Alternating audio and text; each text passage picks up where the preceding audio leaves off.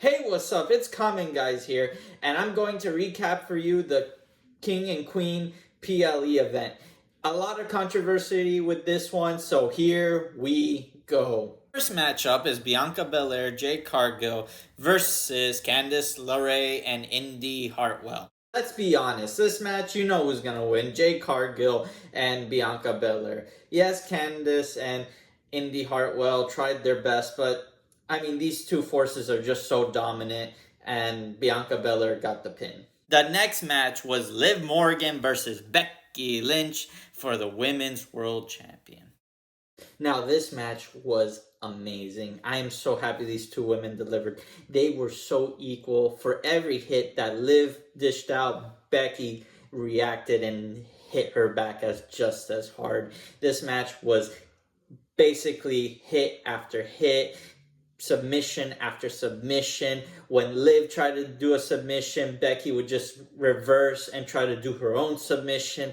And these two women were just on equal footing throughout the whole night until Dominic Mysterio shows up. Now, what's so weird about him showing up is literally he is like on the fence. We don't know if he's gonna help Liv. We don't know if he's gonna betray Liv. We don't know if he's actually Team Becky. We don't even know if he was sent by Mommy to try to mess up this match. But ultimately, it seems that his prerogative is to make sure Liv Morgan does not get the title, and he will do anything to help Becky Lynch, so he throws her a steel chair.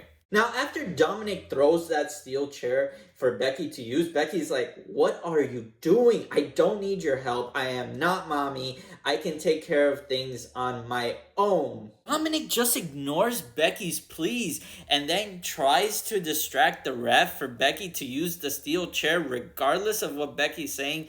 And Liv just capitalizes on all of this and uses the steel chair for her advantage to get that win.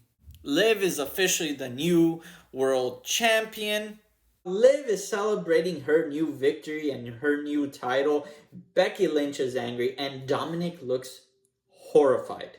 He knows that he messed up so bad, and I think he's very scared if Mommy comes back and sees Liv running around with her title and knowing that Dominic was the one that cost Becky Lynch the match. Next up, we have Sami Zayn, Bronson Reed, and Chad Gable for the WWE Intercontinental Champion.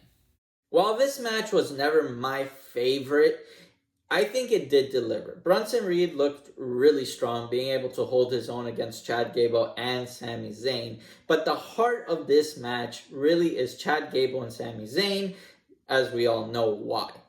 Though, it comes down to the point where Bronson Reed is taken down by Otis because Otis is ringside, and then we have another controversial moment.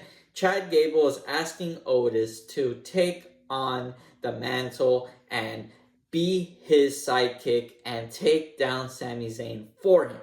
And Otis is really on the fence for helping Chad Gable. We all know that Otis apologized Monday night for interfering the first time, but Chad Gable's having none of this. He's telling Otis to hit Sami. After Chad Gable insults Otis, slaps him, Otis finally builds up the courage to go through with it and help Chad Gable. But with all the yelling and screaming, Sami Zayn is able to kind of duck out, and Otis actually ends up hitting Chad Gable, taking him out.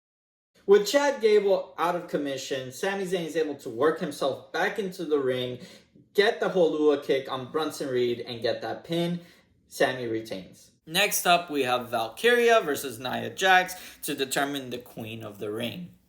This match is basically Valkyria trying everything in her power to make sure Nia Jax does not get the upper hand, and it kind of works. Every time Nia Jax kind of changes the momentum, Valkyria will push through, and even despite delivering that tornado DDT, throwing Nia off the top rope, it doesn't matter. Nia still wins this and is crowned queen of the ring. Nia Jax delivers a strong message, basically saying that as long as she's happy, she knows her haters are unhappy, and that she is going to win the title.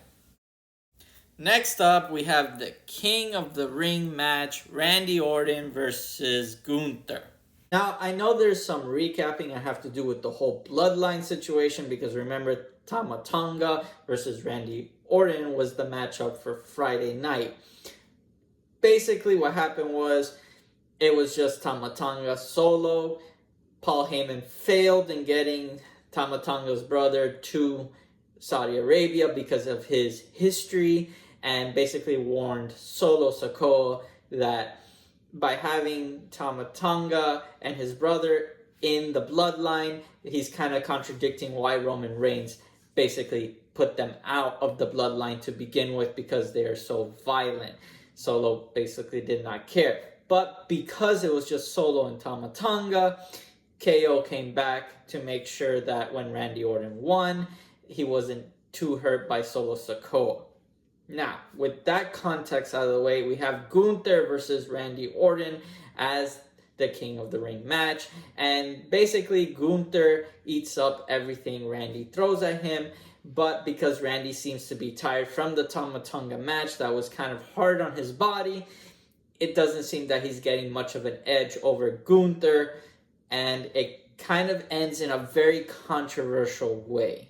You see, Randy's shoulders are up, and the ref counts 1, 2, 3, declaring Gunther the winner. Despite being cheated out of the King of the Ring, Triple H just gives the crown to Gunther. Now, Gunther's speech is basically him saying that he's gunning for the title to solidify his win in the King of the Ring. But remember, Randy's shoulders are up, so how is WWE going to address this? Were they just going to ignore the ref blatantly counting out Randy Orton? Well, not really, because later on, it's addressed by Triple H that he clearly sees that Randy Orton's shoulders are up after the event ends, and basically teases to the fans and the audience that knowing Gunther's going to want that rematch to make sure that his win over Randy is solidified. So we're going to have a rematch here because that was a false win. It's controversial. I don't know why the ref did it, but I'm happy WWE did address this. Final match of the night is Logan Paul versus Cody Rhodes for the undisputed title. Friday night, they had one more promo before this match where Logan promised that he won't use his brass knuckles. But ultimately, Cody Rhodes kind of saw through it and said, of course you're going to use your brass knuckle. And he says, no, I already gave my brass knuckles away to Michael Cole for safekeeping to make sure I don't use it. But Cody Rhodes said, let's do a pat down. And they found that Logan was holding brass knuckles. Now, why this was important is because it sets up kind of the key matchup here. Cody wants to teach Logan a lesson. He says Logan is a great wrestler, but he's a part-timer. Where for Cody, this is his life. So he's going to teach him what it means to be a wrestler, what it means to be a full-timer, and put him through the ringer. Now, when the match begins, both men are giving it their all. But Cody has an amazing opportunity early on in the match to kind of end it early because Logan is outside of the ring and Cody could win via countout, but he doesn't want to do that. He wants to teach Logan a lesson, so he wants to win via pinfall. And while Cody was very much in control during the first half of the match, Logan starts relying on his chaos and his friends basically becoming a distraction. And because of all this distraction, Logan Paul is able to get his brass knuckles back. With Logan having his brass knuckles back, he cheap shots Cody in the ribs, basically hurting him for the rest of the match in that area. And that's where Logan starts to target Cody specifically in that area to make sure that he can get that victory. But the ring announcers begin to fight with Logan Paul. And this begins to slow down Logan Paul because instead of being able to capitalize on all this cheating that's going on, he's busy trying to give the smackdown to these ring announcers. And it finally comes to the point where the ref is knocked down and Logan again brings out the brass knuckles to capitalize on that knockdown of the ref to beat up Cody Rhodes some more. And the ring announcer from the Saudi Arabia table literally interferes with the match. With all the interferences that Logan Paul had to go through, Cody Rhodes is able to regain his composure and deliver the crossroads to finish the match. And the show ends on a feel-good moment with Cody winning the match, thus ending the most controversial PLE I've seen in a while. I am most interested coming out of this where Dominic Mysterio's storyline is going, and I'm so interested as to see who's going to be Cody Rhodes' next opponent, especially if the Gunther versus Randy Orton rematch is going to happen. With that being said, thank you all for watching. Please like, subscribe, and comment down below. Let me know what your favorite match of the night was. And see you on the next one.